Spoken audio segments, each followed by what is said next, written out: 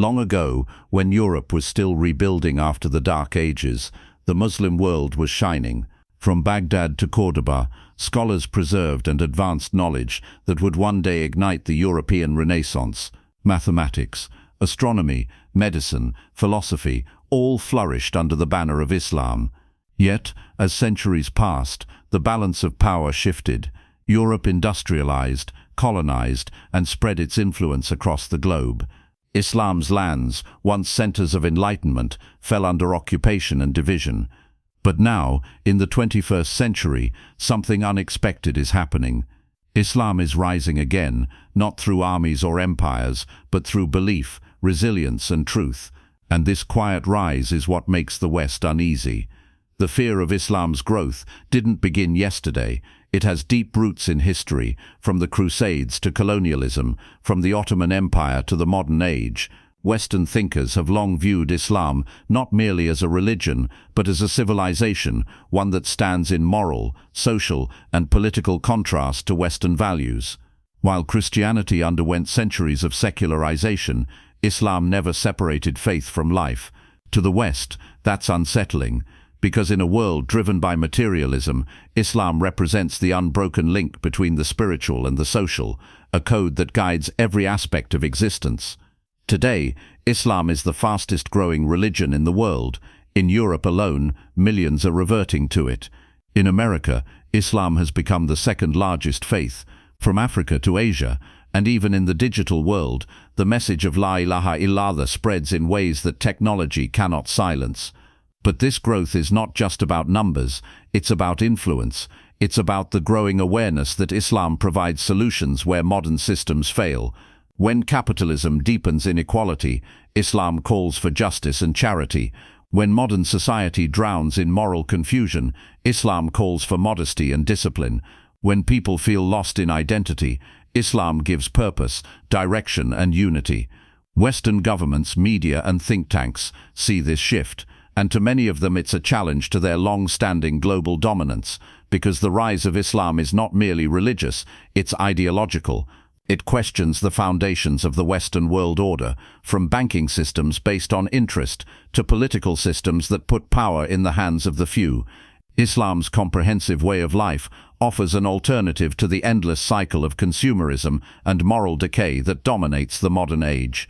That's why the word Islam in Western discourse is often followed by fear, terrorism, radicalism, extremism. The media repeats these terms until they become reflexive.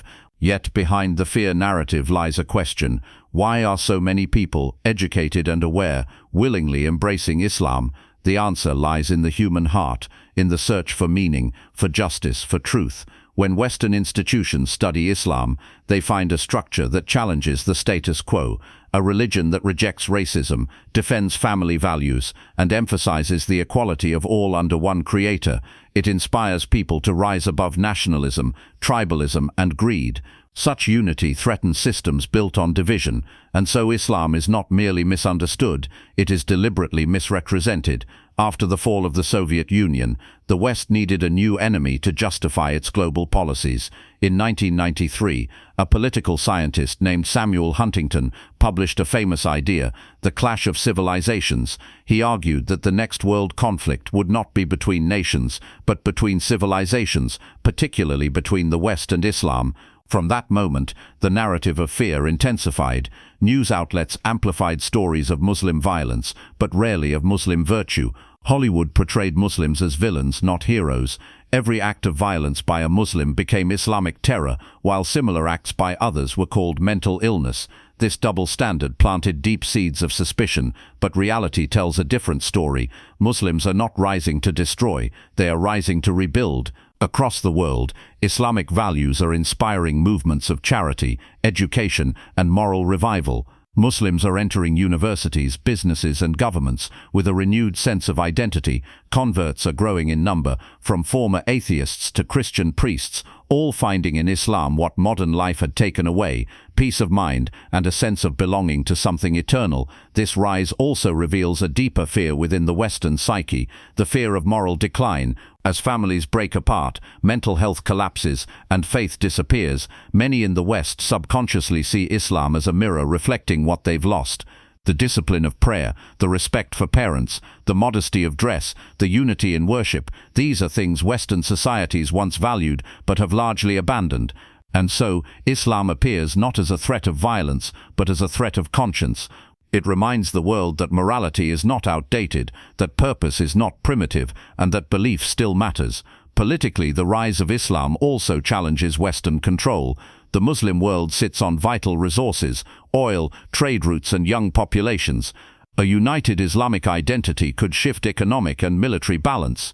This is why historically Western powers invested in dividing Muslim lands through borders, sectarianism and puppet regimes. They promoted nationalism over faith, materialism over morality. Yet despite these efforts, the call to unity Ummah continues to echo across generations. Even in Western countries themselves, fear grows as more citizens embrace Islam. Mosques are being built in places where churches stand empty. Muslim scholars are gaining millions of followers online, speaking about justice, discipline and divine truth. And every time a woman in hijab walks confidently in a Western city, it silently challenges the idea that liberation means imitation. The fear is not about terrorism, it's about transformation, because when Islam rises, it redefines what success means. It replaces self-worship with God consciousness. It questions the blind pursuit of pleasure. It invites people to live not by what they desire, but by what is right. Such a message, if accepted on a large scale, could change the very moral foundation of Western civilization, and that is the real reason for fear. In academic and intellectual circles, some Western thinkers openly admit this. They acknowledge Islam's strength, its coherence, its discipline, its ability to resist secular erosion. Even as they criticize it, they envy its stability. In contrast, the West struggles to define truth in an age of relativism, where everything is subjective and morality is optional. Islam, on the other hand, offers clarity, the certainty that truth exists and that it is not man-made, and yet, despite all attempts to suppress it, Islam continues to grow. Every ban, every biased headline, every political speech warning of Islamic takeover only sparks more curiosity. People search, they read, they watch debates, and many find that Islam is not the monster they were taught to fear, but the peace they were always searching for. This growth is not through conquest or force, but through conviction, through a book, the Quran, unchanged for over 1,400 years, recited by millions daily in every corner of the world, through a prophet, Muhammad, peace be upon him, whose life remains a model of mercy, patience and justice, through a community that, despite its struggles, continues to give charity, build families, and strive for truth. The West fears Islam, not because of what Muslims do, but because of what Islam represents. A worldview that cannot be bought, silenced or replaced. A worldview that calls to accountability before God, not before men. A worldview that rejects oppression, injustice, and moral decay, all the things modern systems profit from. When a person truly understands Islam, they no longer live for the approval of society, they live for a higher purpose. And that makes them powerful, because they cannot be manipulated by trends, propaganda, or fear. The West, built on the control of minds through media and markets, sees in Islam a freedom that threatens its grip. But for Muslims, the goal is not domination, it's balance, to bring light where there is darkness, justice where there is corruption, and peace where there is chaos. The Quran calls humanity to reflect, not to rebel. It teaches compassion, not hatred. And perhaps that's the greatest irony. The West fears the rise of the very faith that commands mercy to all creation. As the world faces crises, economic, social and spiritual, more people are turning to Islam for answers. They find comfort in its simplicity, belief in one God, accountability in the hereafter, and service to humanity. They see a system that promotes family, discipline and justice, not exploitation. And they realize that Islam's rise is not a threat to humanity, but a hope for its survival. The future may not belong to East or West, but to those who live by truth. Islam's rise is not about conquering lands, but hearts. It is not about fear, but awakening. The West may resist, but truth has a way of shining through the fog of propaganda. And as more people open their eyes, the fear of Islam will fade, replaced by understanding. Because what people fear most is often what they least understand. In the end, Islam's rise cannot be stopped because it is not built on power, but purpose. It speaks to the soul. It answers the questions that science and politics cannot. It reminds humanity of its origin Muslims and its rise to destiny. rebuild, That is not why, destroy. despite all the fear and resistance, hospitals to Islam worst continues to orphanages. grow, not in the shadows, but in the hearts of millions seeking truth. And so the story of our age is not about Islam threatening the world, but about the world rediscovering Islam.